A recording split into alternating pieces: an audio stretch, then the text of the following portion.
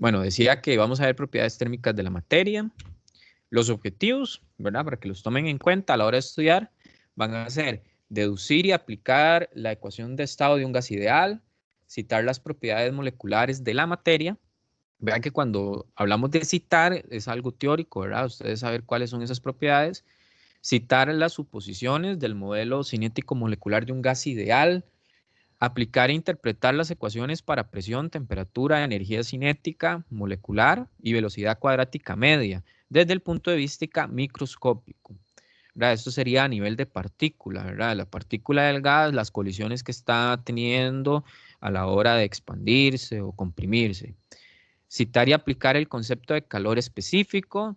Recuerdan que era esa C minúscula que estaba presente en ese calor que se agregaba a una sustancia cuando cambiaba su temperatura, ¿verdad? Entonces, aplicar ese concepto a un volumen constante y a presión constante para un gas ideal y resolver problemas que involucren las capacidades caloríficas de un gas ideal.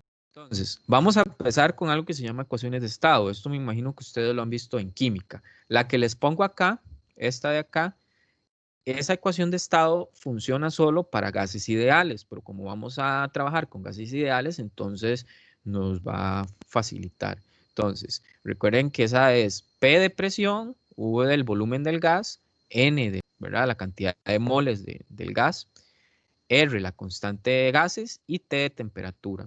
Entonces, aquí, digamos, en esta ecuación tienen que tener cuidadillo.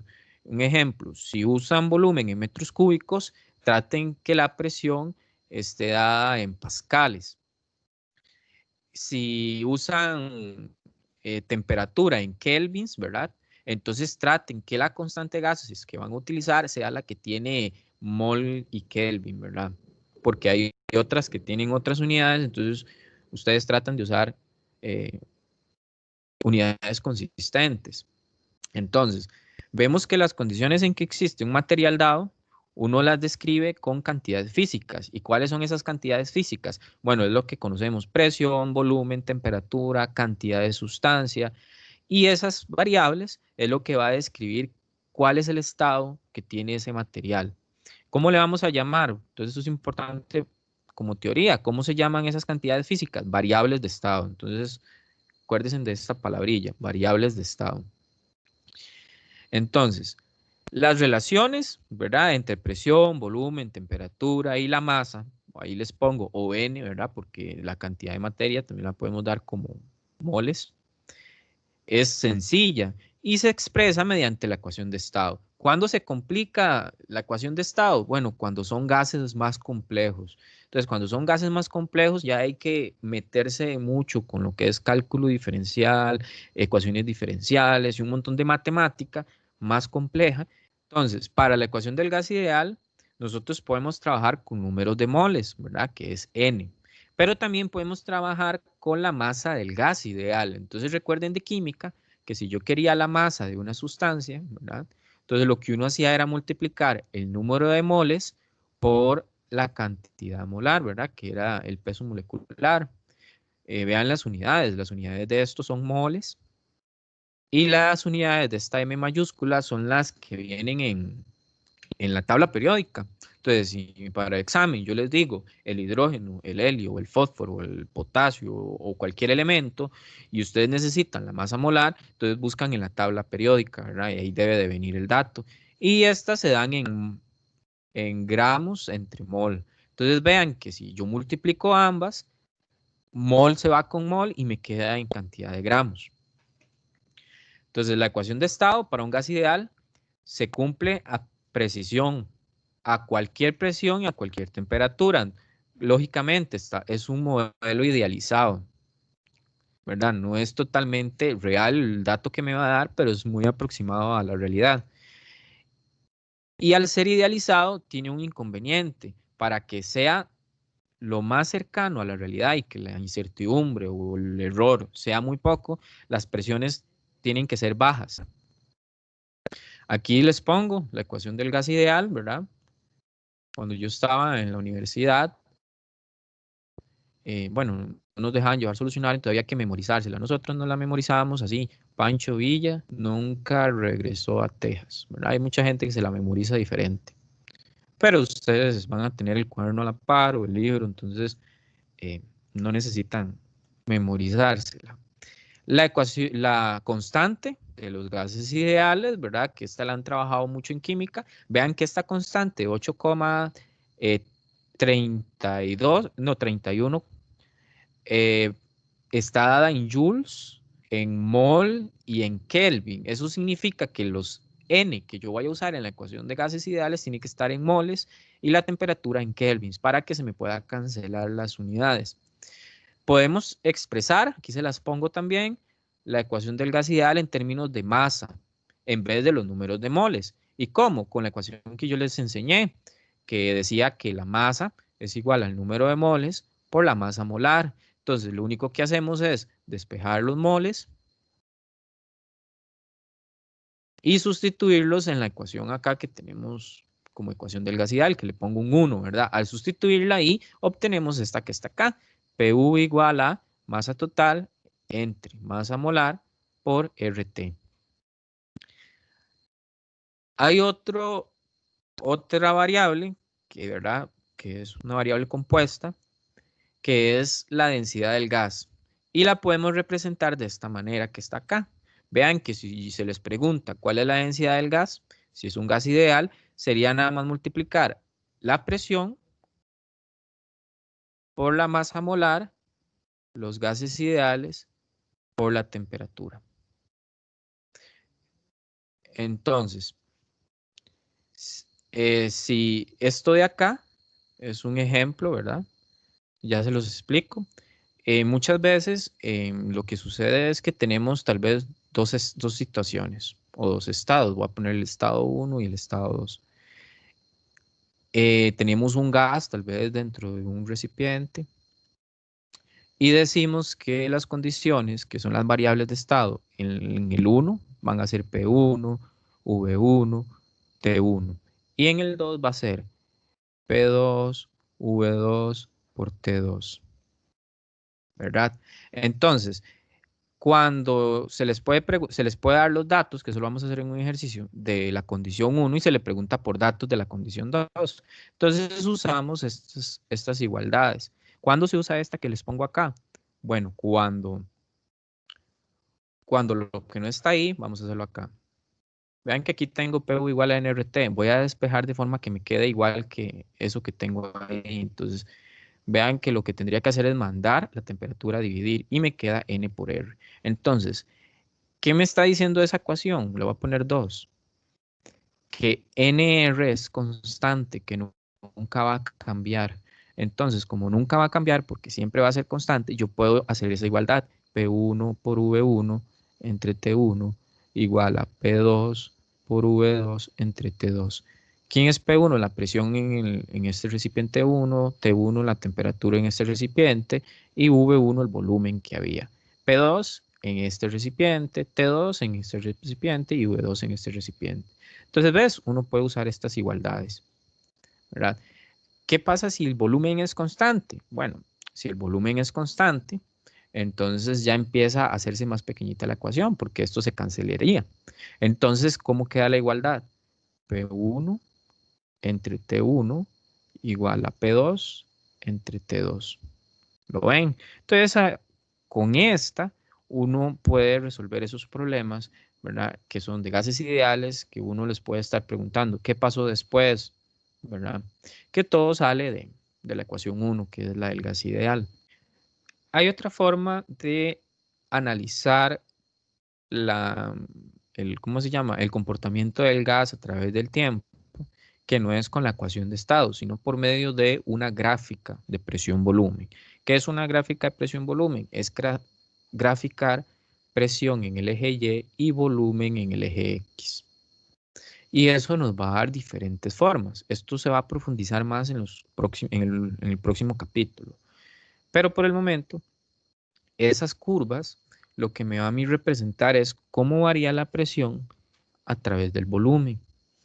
Entonces, les dejo estas características, ¿verdad? De esas curvas. Entonces, vean la primera. Dice que cada una de esas curvas, lo que me representa a mí es el comportamiento a cierta temperatura. Entonces, les llaman isotermas. Entonces, T1 es una temperatura, T2 es otra temperatura, T3 es otra temperatura y T4 es otra temperatura. Cuando usted grafica presión entre volumen, le da una isoterma. ¿Qué significa? Esa isoterma, que si después vuelve a graficar y le da distinto, es porque el sistema está en otra temperatura, ¿verdad? Entonces, si usted grafica en un tiempo dado y luego vuelve a graficar y da la misma isoterma, significa que el sistema está en la misma temperatura. En la segunda dice que podemos ver en esta gráfica isotermas PV para una cantidad constante de gas ideal. Entonces, ¿qué es lo que estamos viendo ahí? Vean acá, donde dice acá, el orden de esas temperaturas. T4 es una temperatura mayor que T3, T3 es una temperatura mayor que T2 y T2 es una temperatura mayor que T1. Entonces, lo importante acá es que ustedes puedan identificar, viendo la isoterma, cuál en ese mismo sistema, en qué momento hubo una mayor temperatura. Entonces, vean que esta de acá, que está sobre todas las demás isotermas, es la que tiene una mayor temperatura. Luego acá, dice que también podemos leer el volumen correspondiente a cualquier presión y temperatura para un intervalo de dado. Si aquí tengo, qué sé yo, 2 metros cúbicos, yo puedo ver a qué le corresponde ese volumen en presión, ¿verdad? Que aquí digamos que tengamos 2 atm, ¿verdad? Entonces podemos, si tenemos acá la escala, podemos verificar cuánta presión hay a cierto volumen determinado. Y también qué temperatura, porque vean que estamos sobre la isoterma T1. Significa que aquí vamos a tener una temperatura T1, vamos a tener una presión de 2 atm y vamos a tener un volumen de 2 metros cúbicos. Cada una de ellas se llaman isotermas. ¿Por qué se llama así? Vea T1. T1 es toda esa curva.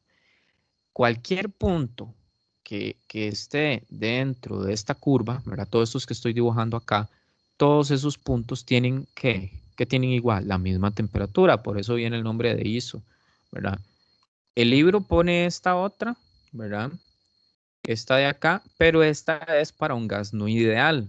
Esta no la vamos a trabajar nosotros, sin embargo se las pongo ahí como para que vean que si nosotros graficamos presión, volumen, para un gas no ideal, las isotermas son muy diferentes, ¿verdad? Entonces, la ecuación de gas ideal ya no me funciona, hay que usar otra ecuación. Entonces van a ver un ejemplo de otra ecuación, que es la ecuación de Van der Waals, ¿verdad?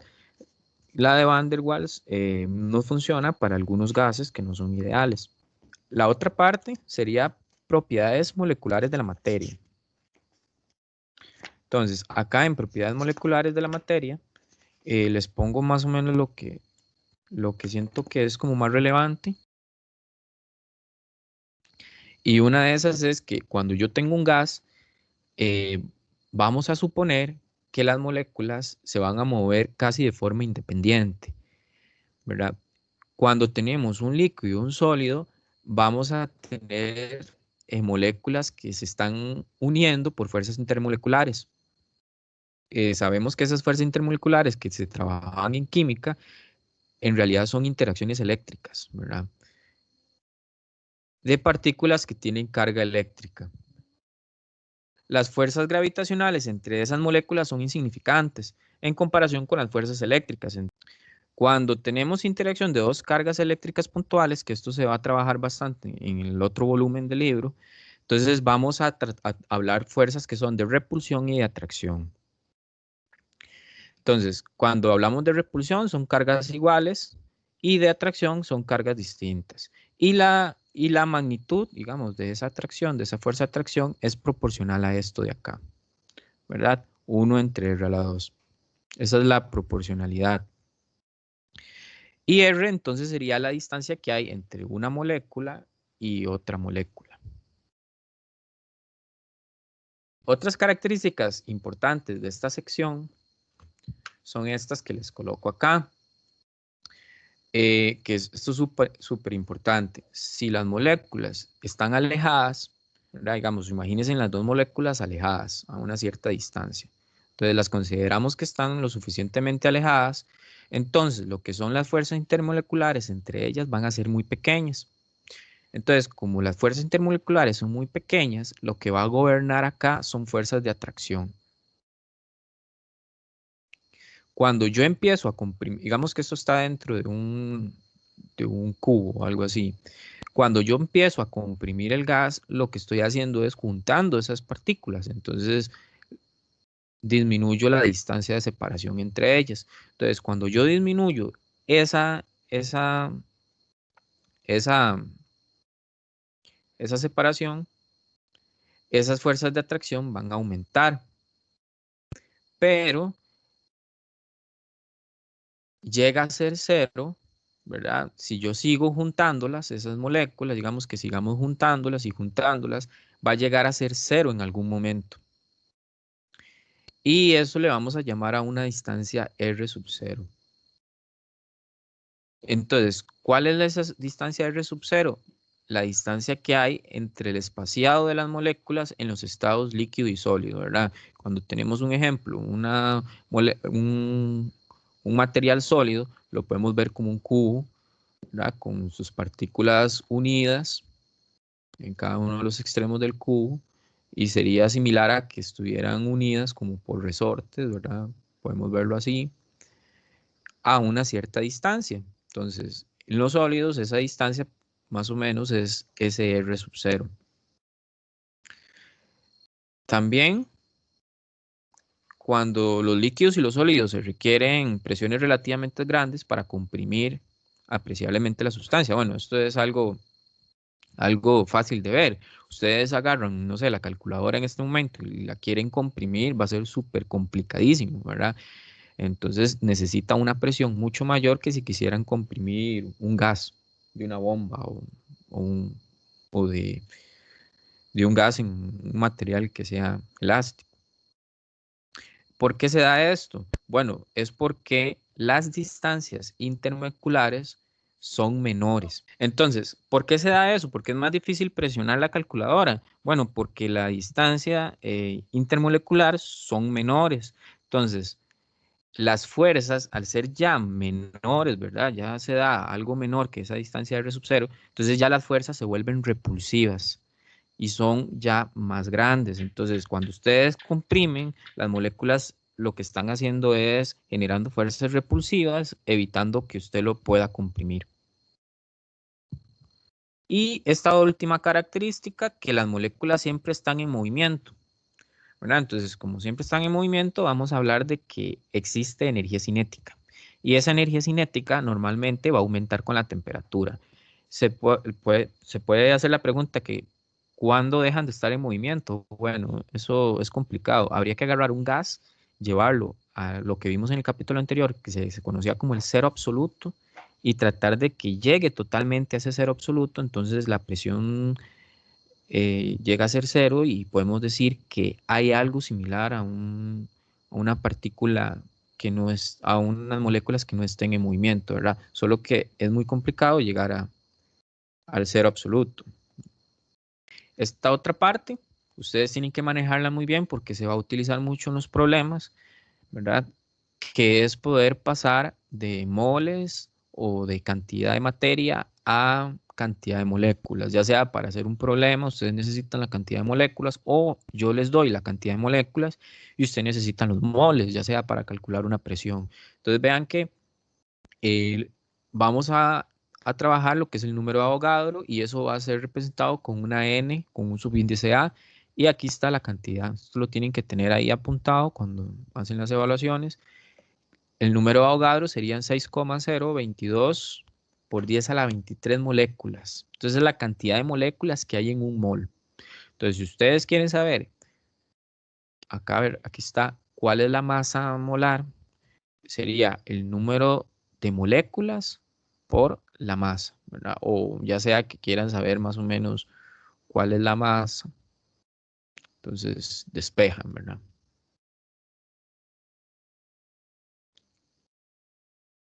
O que quieran saber cuáles son la cantidad de moléculas que hay, que yo les diga que tenemos 25 moles de helio. Entonces, ¿cuántas moléculas hay? Nada más hacen 25 mol de helio por, y recuerdan que un mol de helio son 6,022 por 10 a la 23 moléculas. Entonces vean que aquí se van los moles de helio con los moles de helios y le quedan la cantidad de moléculas que hay.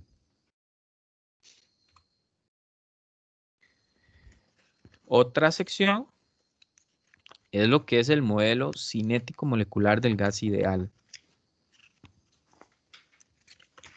Acá en el modelo cinético del gas ideal es tratar de ver el gas como partículas individuales que están colisionando entre sí, como lo que se vio en física 1, ¿verdad? Que eran los choques, colisiones elásticas y inelásticas. Entonces, para poder pensar así, hay que trabajar en ciertos supuestos.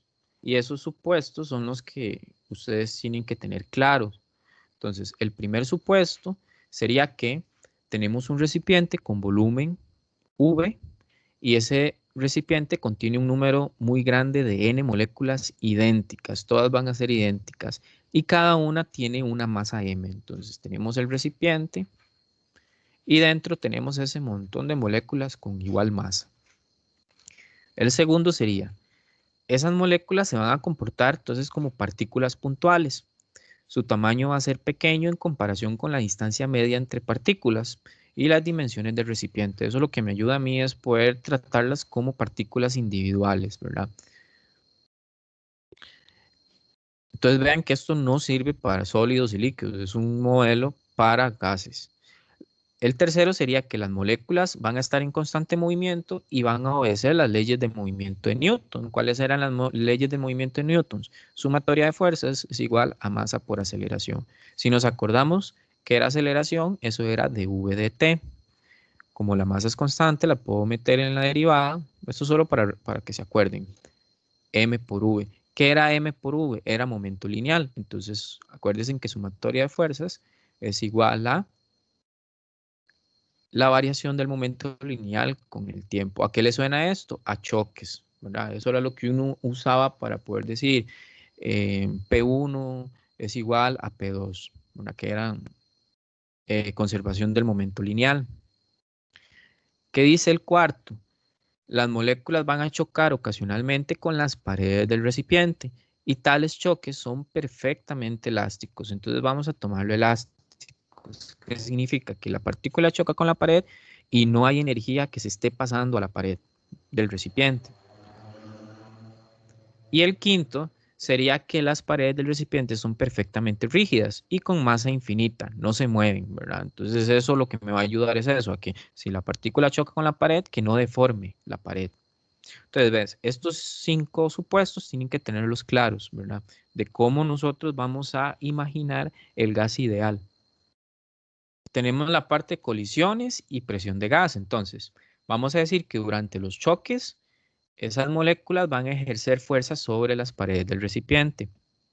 Y esa fuerza que ejercen sobre la pared del recipiente es lo que nosotros conocíamos como una fuerza entre un área del capítulo de fluidos, ¿verdad? Tengo una cierta área que es la pared y una fuerza que se aplica a la pared en un área determinado. Entonces eso es lo que conocemos como presión, ¿verdad? Entonces, ¿qué significa? Que esa colisión con las paredes es lo que me da a mí el origen de la presión del gas.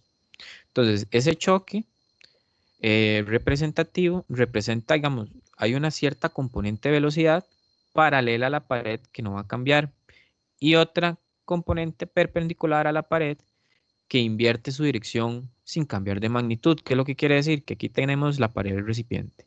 Entonces la partícula va a venir y la vamos a imaginar que choca con la pared, es un choque elástico y se devuelve, ¿verdad? Eso es lo que me está diciendo. Entonces la partícula no va a ser como algo así y se va para arriba, no, ¿verdad? Porque me está diciendo que la componente, la velocidad paralela a la pared, em, no cambia, ¿verdad? Lo que cambia es la componente perpendicular a la pared, perpendicular ángulo 90 con la pared. Entonces, la presión ejercida por el gas va a depender del número de moléculas por volumen. Entonces, esa es como la explicación de por qué entonces si yo comprimo el recipiente y lo comprimo, la presión aumenta. Lo que está pasando es que voy a tener más partículas confinadas en un espacio más pequeño y van a empezar a colisionar más rápido contra las paredes y esa colisión más rápida va a generar mayor presión. Entonces acá tenemos la ecuación, presión es igual a la fuerza entre área, la fuerza va a ser esta, que va a estar dada por NmVx a la 2 entre V. ¿Qué es N? El número de partículas que tenemos en el recipiente. ¿Qué es M? La masa de cada una de esas partículas individuales. ¿Y qué es Vx? La velocidad perpendicular. Esta, vamos a ponerla acá, Vx. ¿Y quién es V? El volumen del recipiente. Entonces vean que cómo más o menos se puede ver esto, ¿verdad? En este caso eh, tenemos la velocidad donde, donde cambia. Vean que esa componente paralela, que es la VY, no cambió. Ella se siguió en este caso, ¿verdad? En el caso mío era totalmente horizontal. En este caso, esta componente se mantiene igual. Las dos apuntando hacia abajo y con la misma magnitud. Lo que cambia es esta, porque primero va hacia la izquierda y luego va hacia la derecha. Recuerden que velocidad es magnitud y dirección. Puede que la magnitud se mantenga, pero la dirección cambia. Con solo que la dirección cambie, entonces ya la velocidad cambió. Verá, ahí se les pone la componente de la velocidad paralela a la pared, no cambia. La componente perpendicular a la pared es la que invierte su dirección, pero al final V, que V es Vx al cuadrado más Vy al cuadrado, se mantiene constante. También tenemos esta parte, ¿verdad? Que se las pongo acá para simplificarles un poco la búsqueda de esas ecuaciones importantes, ¿verdad? Que es sobre la presión y la relación de presión, energías cinéticas moleculares, ¿verdad? Entonces, veamos acá esta primera ecuación. Vean que acá podemos ¿cómo es? Relacionar ciertas variables, como lo que es la velocidad de la media de la partícula, la temperatura y R. Al final vamos a hacer un problema de esto para que vean cómo se puede relacionar. Tenemos esto, que es la energía cinética de traslación. Vean que es traslación de la molécula del gas, que va a ser igual a esto otro. 3 medios de K por T. ¿Quién es K? K es un valor que es igual a la constante de gases ideales entre el número de moléculas que hay en un mol. Entonces es un valor constante. De hecho, aquí abajo lo estamos dando, ¿verdad? Para que lo tengan pendiente. Entonces, ¿de qué va a depender qué es lo que me dice esa ecuación que está en amarillo ahí? La energía cinética de traslación. Que la energía cinética de traslación, que es, voy a ponerla acá porque tal vez TR, va a ser igual a una cantidad que depende solo de la temperatura. Entonces, a mayor temperatura, mayor energía cinética de traslación, ¿verdad? Esta acá le vamos a llamar constante de Boltzmann, ¿verdad? Que aquí que se los pongo. Entonces, ya hablamos también de una rapidez molecular, que esto estaba en el objetivo, tenían que identificar la rapidez eficaz de la molécula del gas. ¿Qué sería esto? Es una formulita, va a depender, digamos, si usan esta, va a depender de la temperatura y de la masa del contenido de gas que hay en el recipiente. Si usan esta otra, va a depender de la temperatura y de la masa molar de ese gas. La última sección es sobre capacidades caloríficas, ¿verdad? Aquí tenemos que identificar 3 cosas: monoatómico, diatómico y poliatómico. Entonces es como acordarse de química, que eran los gases monoatómicos.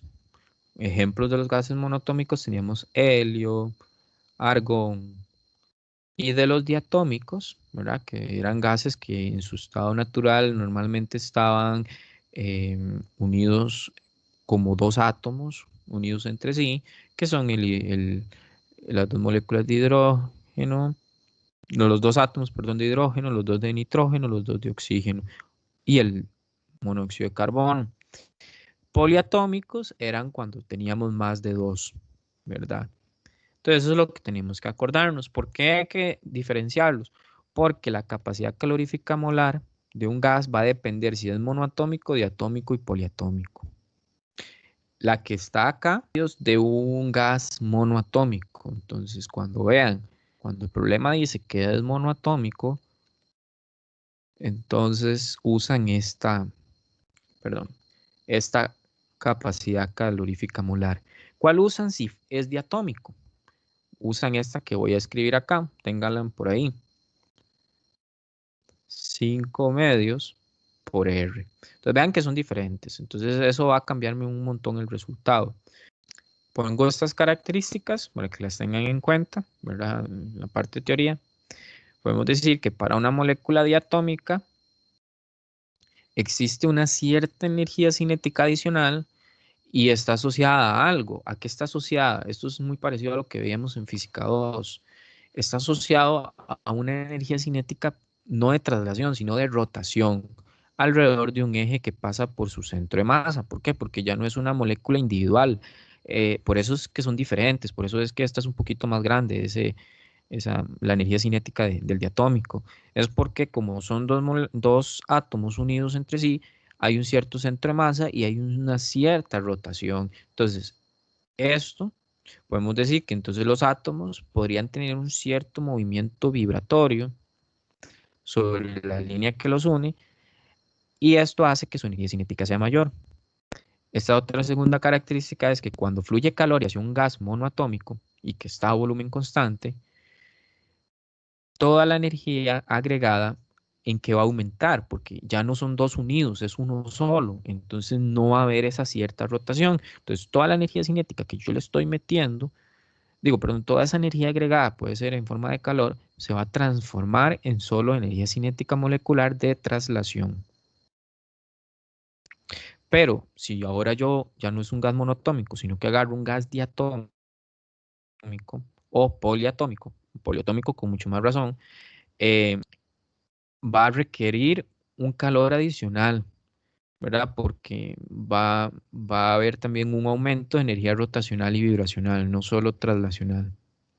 Y por eso los gases poliatómicos tienen una capacidad calorífica molar mayor que los monoatómicos, ¿verdad? Entonces, ¿qué va a requerir ese gas poliatómico diatómico? Más calor que un monoatómico para aumentar la temperatura. Recuerden que el aumento de temperatura tiene que ver con la energía cinética de traslación. Entonces, si ustedes quieren aumentar la temperatura a un gas monoatómico, va a ser más fácil porque toda la energía que le metan se transforma en energía traslacional. Pero si ustedes quieren aumentar la temperatura de un gas diatómico o poliatómico, va a ser más difícil porque parte de la energía que ustedes están metiendo se transforma en energía rotacional y vibracional. Y aquí tenemos un ejemplo, el A, el B y el C. Entonces, el A, ¿qué nos representa? El movimiento de traslación. Entonces, vean cómo la molécula se mueve como un todo. Entonces, ¿qué es lo que tenemos ahí? No sé si se acuerdan de física 1, un eje de coordenadas, ¿verdad? Entonces, esos ejes de coordenadas se dibujan así, donde podemos decir que este es el eje J, este es el eje K y este es el eje Y, ¿verdad? Entonces, listo.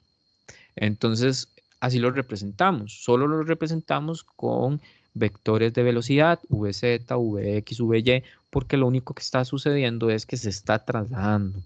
Pero cuando ya tengo el movimiento de rotación, lo representamos, vean que ya aparece otros ejes donde puede ser que esté rotando para acá o esté rotando para acá, ¿verdad? Ya cambia. Lo pueden ver acá. Ya hay una energía que se está agregando y está haciendo que la molécula gire. Y si es un movimiento vibracional, ¿verdad? Es similar a, a si tuviéramos las dos moléculas unidas a un resorte y oscilando entre sí. Si uno quisiera ver la matemática atrás del movimiento vibracional, es algo bastante complejo. Son bastantes ecuaciones diferenciales complejas, ¿verdad? Muy bonito, eso sí, pero muy complejo, que nosotros vamos a tratar de no meternos mucho por esa parte matemática. Ok, aquí ves, aquí tenemos entonces esa capacidad calorífica molar del gas diatómico, que es 5 medios por R. Entonces aquí se los coloco, ¿verdad? Y dice que en el caso de la molécula atómica, hay dos posibles ejes de rotación perpendiculares entre sí y perpendiculares al eje de la molécula. Y esto tal vez no lo entiendan bien, que son los grados de libertad, pero los pongo como un ejemplillo para que nada más lo entiendan. Cuando yo tengo una partícula libre moviéndose en el espacio en 3 dimensiones, decimos que tiene 3 grados de libertad porque puede moverse en el eje Y, en el eje X y en el eje Z. Por eso uno dice que tiene 3 grados de libertad. Entonces vean que aquí ya es algo más complejo. 5 grados de libertad, lo que me quiere decir es que no solo se está trasladando, sino que otro grado de libertad es la rotación. Entonces suma 2 rotaciones distintas, que son esas que habla ahí arriba. Son la rotación debida al eje perpendicular entre sí y la otra debida al eje de la molécula. La energía cinética media total por molécula es un poquito mayor que la del gas monoatómico. Esta sería 5 medios K por temperatura. Ese movimiento vibracional que tienen los gases diatómicos también contribuyen a la capacidad calorífica de los gases. Eso lo vimos antes, ¿verdad? Porque parte de la energía que le estamos metiendo a esa molécula está haciendo que vibre. Entonces vean que ahí dice que los enlaces moleculares no son algo rígido, pueden estirarse, doblarse y empezar a vibrar como resortes. Y esto nos da lugar a esos grados de libertad y energías adicionales que no tiene el gas monoatómico. Entonces, en la mayoría de los gases diatómicos, la vibración no contribuye apreciablemente a la capacidad calorífica, ¿verdad? Eso es lo bonito. Entonces, como sí da una contribución, pero no es apreciable en comparación de un poliatómico. Entonces, por eso los vamos a trabajar también, porque podemos despreciar un poco esa vibración y solo hablarnos de la rotación y la traslación y despreciar esa parte que matemáticamente es un poco más engorrosa. Las capacidades caloríficas no solo se pueden hablar de gases, también de sólidos. Entonces aquí les dejo cuál sería la energía total para un cristal. Cuando hablamos de un cristal hablamos de un sólido que contiene n átomos o n moles, ¿verdad? Entonces, abajo podemos ver cuando tenemos un sólido monoatómico ideal, entonces la capacidad calorífica sería de 3 por R. Entonces, acá podemos ver que es constante. ¿Por qué? Porque R es un valor constante. Entonces ya CV es un valor acá, ¿lo ven? De 24.9 joules entre mol por Kelvin. No hay que hacer ningún cálculo. Les pongo esto para que tengan ahí, ya casi terminamos esta parte. Vean que a bajas temperaturas las capacidades caloríficas de la mayoría de los sólidos van a disminuir por la misma razón que los grados de libertad vibracionales de la molécula se excluyen a bajas temperaturas. Entonces, si yo tengo un sólido y yo les pregunto, tengo un sólido a baja temperatura y uno a alta temperatura, ¿cuál tiene menor capacidad calorífica? Entonces ustedes dicen que el de baja temperatura. ¿Y por qué? Porque al tener menor temperatura, disminuye la vibración de la molécula, ¿verdad? Y hay una ley que se las pongo ahí, Dulong-Petit, que dice que el calor específico atómico de todos los elementos en estado sólido, hay pocas excepciones, ¿verdad? Van a presentar valores cercanos a lo que vimos nosotros anteriormente, que era CV igual a 3R, va a ser un valor cercano a 25 joules entre mol por Kelvin. Y eso sería. Acá estarían las preguntas recomendadas, los ejercicios recomendados y problemas recomendados.